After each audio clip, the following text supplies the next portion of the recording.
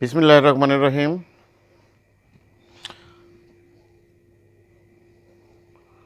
প্রিয় শিক্ষার্থীবৃন্দ, viewers,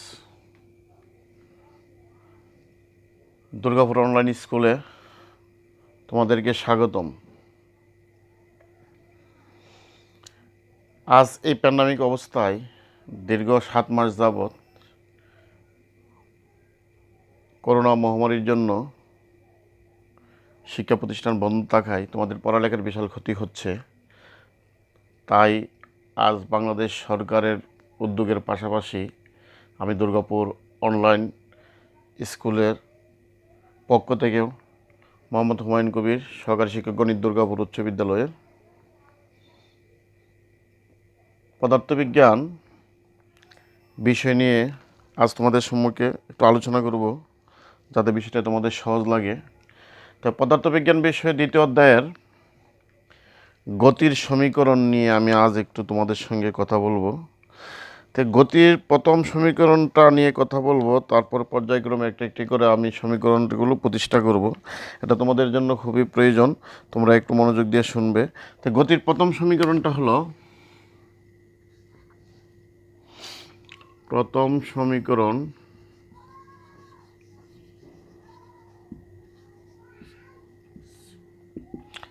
B equal U plus এটি, অথবা এভাবেও আসতে পারে যে শেষ বেগ, ত্বরণ এবং গতিবেগের সম্পর্ক নির্ণয় করো। শেষ বেগ বা বেগ, ত্বরণ এবং সময়ের মধ্যে সম্পর্ক নির্ণয় করো। তা আমরা এখন এটা প্রতিপাদন করব। আমরা একটা চিত্র এখানেই পাশে আমরা একটা চিত্র আঁকি, বা এখানে উপরও আঁকতে পারি। মনে করি কোনো একটা বস্তু এখানে অবস্থান আছে, টি সময় পরে ইউ আদিবেগে যাত্রা করে টি সময় পরে বি বিন্দুতে ভি বেগ প্রাপ্ত হলো।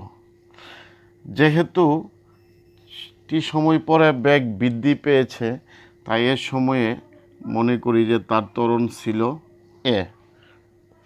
তো প্রথমে আমরা একটু আলোচনা করে নিব, যেহেতু পূর্বে আলোচনা করা হয়েছে বেগ কী, আদিবেগ কী, শেষ বেগ কী, সময় কী, ত্বরণ কী। তারপরও আমরা একটু কথা বলে নিব যে ত্বরণ কী, বেগ কী এবং সময় কী। তো এখন আমরা যে কথাটা এখানে বলেছি লিখে নিই। মনে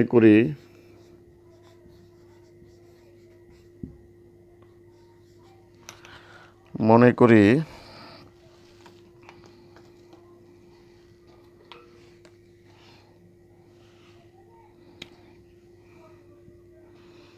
বস্তুর আদিবেগ, মনে করি কোনো বস্তু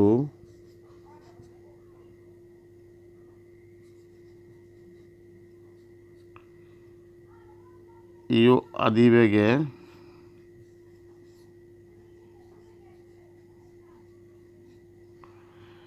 এ অবস্থান হতে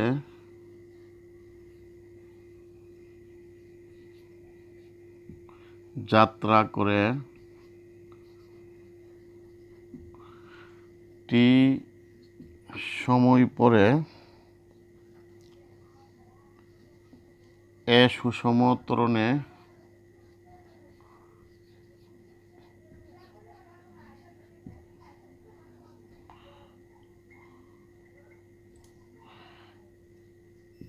যাত্রা করে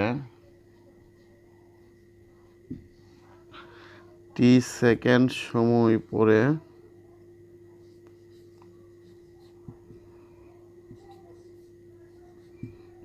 বি বিন্দুতে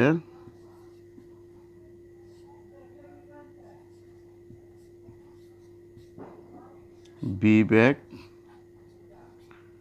প্রাপ্ত হলো।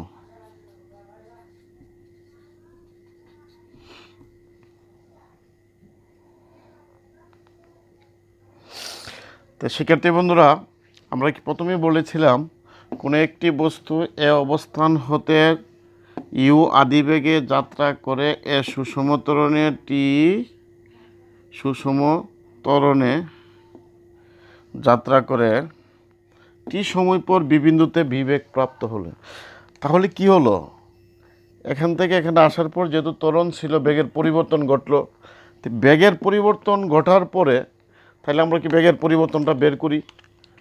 কারণ টি সময় পর টি সেকেন্ড সময় টি সেকেন্ড সময়ে বেগের পরিবর্তন, টি সেকেন্ড সময় পরও লিখতে পারি, সময়ে বেগের কি হলো পরিবর্তন ঘটলো, যেহেতু বেগ বাড়লো তাহলে কি হলো বেগের পরিবর্তন কি হবে ভি মাইনাস ইউ, কারণ শেষ বেগ হলো বি আদি বেগ ইউ, তাহলে বেগের পরিবর্তন হলো বি মাইনাস ইউ, তাহলে বেগের পরিবর্তনের হার কি হবে, সুতরাং টি সময়ে বেগের পরিবর্তনের হার অর্থাৎ একক সময়ে বস্তুর বেগের পরিবর্তন কি হবে, সময় দিয়ে আমরা ভাগ করব, তাহলে টি সময় পর বেগের পরিবর্তন হার হবে বি মাইনাস ইউ বাই টি। তাহলে আমরা বলেছিলাম যে ত্বরণ কাকে বলে, ত্বরণ কাকে বলে,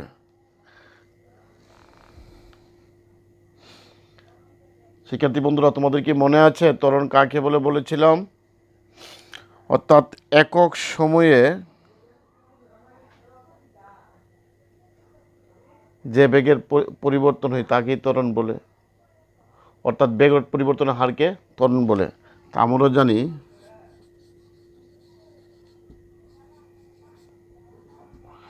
বেগের পরিবর্তনের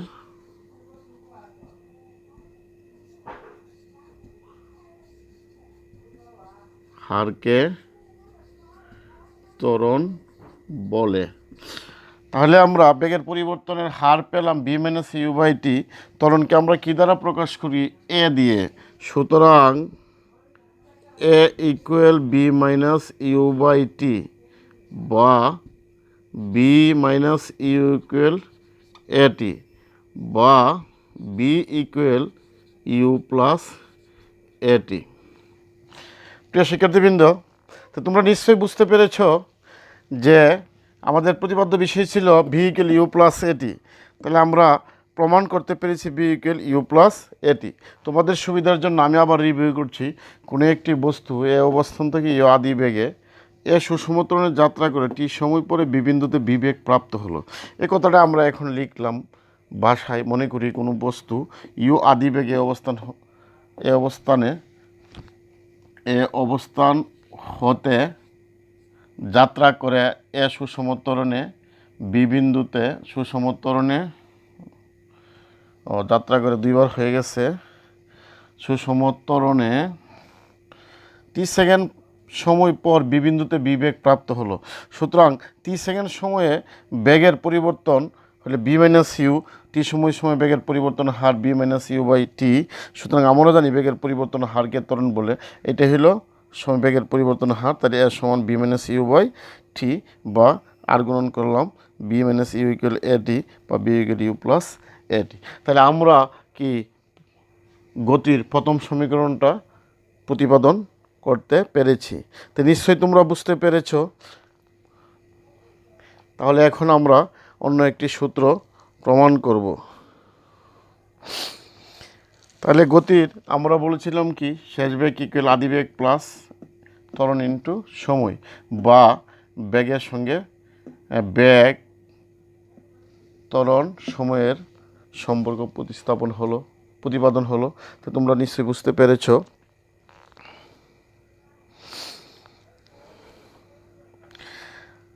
তো তোমাদের অবজেক্টিভে আসতে পারে যে যদি কোনো বস্তুর আদিবেগ না থাকে অর্থাৎ শূন্য হয়, তাহলে এই সমীকরণের অবস্থা কি দাঁড়ায়। তাহলে আমি এটা মুছার পরে তোমাদেরকে দেখাচ্ছি।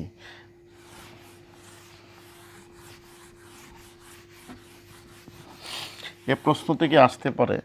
তো এখন আমরা আদিবেগ শূন্য, যদি আদিবেগ কোনো বস্তুর শূন্য হয় তাহলে বি ইকুয়াল কী হবে? শূন্য প্লাস এটি বা বি ইকুয়াল এটি। তো সময়টা কি?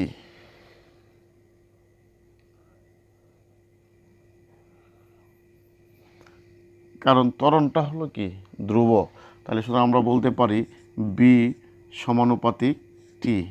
অর্থাৎ কোনো বস্তুর যদি আদিবেগ না থাকে তাহলে সে হবে বেগ সময়ের সমানুপাতিক। এটা তোমাদের অবজেক্টিভে আসতে পারে।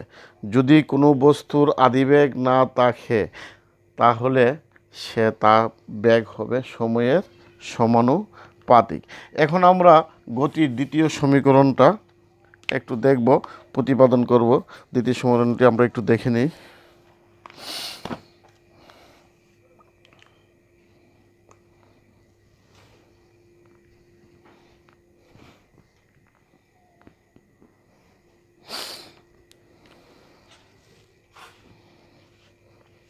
দ্বিতীয় সমীকরণটা হলো সরণ ইকুয়াল সরণ, শেষ বেগ এবং গতিকালের মধ্যে সম্পর্ক।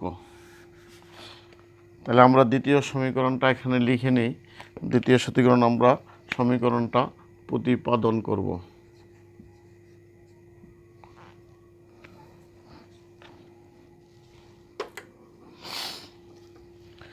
দ্বিতীয় সমীকরণ হলো S equal U plus V by 2 into টি।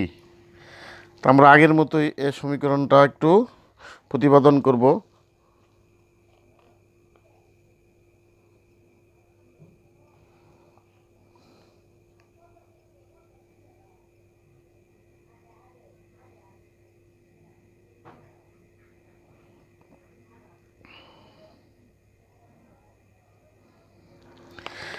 তো শিক্ষার্থী বন্ধুরা, তোমরা একটু মনোযোগ দিয়ে শোনো।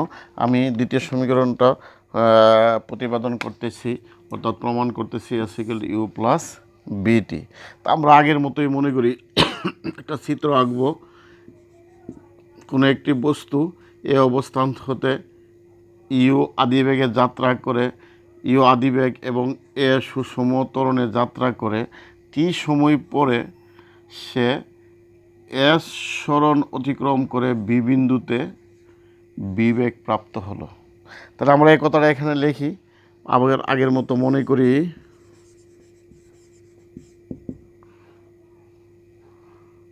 কোনো বস্তু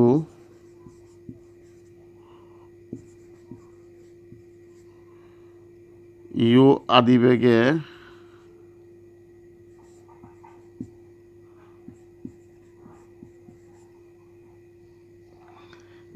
এ অবস্থান হতে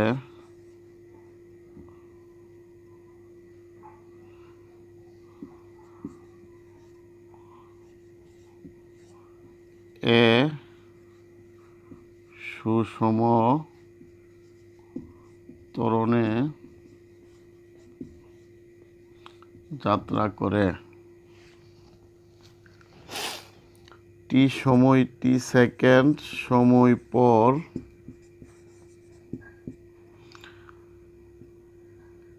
এস সরণ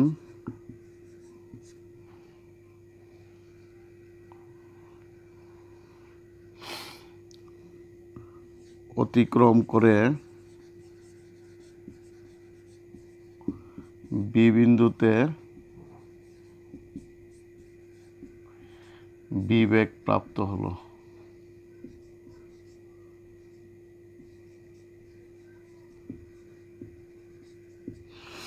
প্রিয় শিক্ষার্থী বন্ধুরা, তো নিশ্চয়ই বুঝতে পেরেছ আমরা এখানে চিত্রটা যা গেছি তার বর্ণনা দিয়েছি। মনে করি কোনো একটি বস্তু ইউ আদিবেগে অবস্থান হতে এস সুষম ত্বরণে যাত্রা করে টি সেকেন্ড সময় পর এস সরণ অতিক্রম করে বি বিন্দুতে বিবেগ প্রাপ্ত হলো।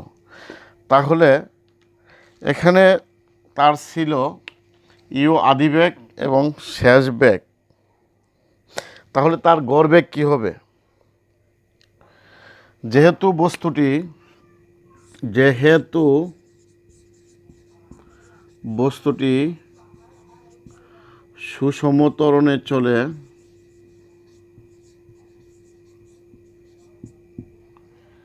সুষম ত্বরণে চলে, তাই গড়বেগ হবে, তার গড়বেগ হবে বস্তুর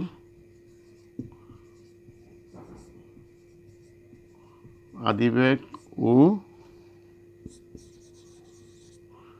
শেষ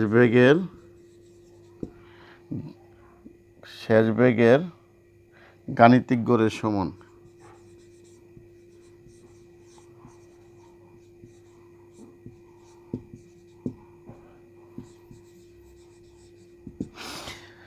তা গাণিতিক গড়টা কি? এখানে একটা হইলো ইউ আদিবেগ দুইটা গড়, এই দুইটা গড়কে দুইটা বেগকে যোগ করে আমরা দুইটা ভাগ করি, এটা হবে তার গাণিতিক গড়। সুতরাং আমরা যদি এখানে লিখি গড় বেগকে যদি আমরা ভি গড় বেগ লিখি, তাহলে কি হবে ইউ প্লাস বি বাই 2। আবার গড়বেগ সমান আমরা বলতে পারি টোটাল দূরত্ব বাই সময়, অতিক্রান্ত দূরত্ব বাই সময়। তাহলে অতিক্রান্ত দূরত্ব হইল সরণ বাই সময়, দূরত্ব বা সরণ বাই সময় সমান টি। তাহলে এখানের গড়বেগ আর এখানের গড়বেগ, একটা হইল গাণিতিক গড়বেগ আর একটা হইল ডাইরেক্ট গড়, অর্থাৎ টোটাল দূরত্ব অতিক্রম করছিল এস, তাহলে টোটাল সময় লাগছিল কত টি। তাহলে এসকে যখন টি দা ভাগ করি এটা কী হবে গড়বেগ হবে, তাই দুই গড়বেগ সমান। সুতরাং এখন আমরা লিখতে পারি S by T equal U plus V by 2 into 2, বা S equal U plus V by 2 into T. এটাই প্রমাণিত হলো বা প্রতিপাদিত হইল। তাহলে আমরা কি দ্বিতীয় সমীকরণটাও প্রমাণ করতে পেরেছি, S equal U plus V by 2 into T. আমি আবার রিভিউ করছি তোমাদের সুবিধার জন্য। প্রিয় শিক্ষার্থীবৃন্দ, আমরা এই করোনাকালীন সময়ে বই থেকে দূরে যাব না, বই পড়ব এবং পড়ার সাথে সম্পৃক্ত থাকব। দ্বিতীয় সমীকরণটা কি, S equal U plus V by 2 into T. তা আমরা কোনো একটি বস্তু এ অবস্থান হতে ইউ আদিবেগে সুষম ত্বরণে যাত্রা করে টি সময় পরে এস দূরত্ব অতিক্রম করে বি বিন্দুতে বিবেগ প্রাপ্ত হলো, এ কথাটা আমরা এখন লিখলাম। তো যেহেতু বস্তুটি সুষম ত্বরণে চলে, তাই তার গড়বেগ হবে বস্তুর আদিবেগ ও শেষ বেগের গাণিতিক গড়ের সমান, অর্থাৎ ইউ প্লাস বি বাই 2। আবার গড়বেগ হবে কি টোটাল সরণ বাই সময়, সরণ কত এস, সময় হলো টি, এস বাই টি। তো এস বাই টিও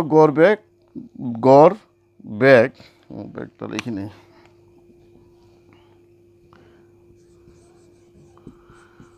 আবার ইউ প্লাস বি বাই 2 গড়বেগ। তো দুই গড়বেগ সমান, এটাও গড়বেগ এটাও গড়বেগ, তাই কি সমান, তো S by T equal U plus V by 2। সুতরাং এস ইকুয়ালটা আমার দরকার U plus V by 2 into T. এটি প্রমাণ করার জন্য বলা হয়েছে। তো নিশ্চয়ই শিক্ষার্থী বন্ধুরা তোমরা বুঝতে পেরেছ। আমরা আগামী ক্লাসে তৃতীয় সূত্র এবং অন্যান্য সূত্রগুলো প্রমাণ করব। স্বাস্থ্যবিধি মেনে চলবে, ওয়ার্ল্ড হেলথ অর্গানাইজেশনের স্বাস্থ্যবিধি অথবা বাংলাদেশ ডিজি হেলথের স্বাস্থ্যবিধি মেনে চলবে, সুস্থ থাকবে। সুস্থ থাকলে পড়ালেখা করতে পারবে। ঘর থেকে বের হলে অবশ্যই মাস্ক ব্যবহার করবে, হ্যান্ড স্যানিটাইজার ব্যবহার করবে, তাহলে সুস্থ থাকতে পারবে। সুস্থ থাকতে পারলে পড়ালেখা করতে পারবে।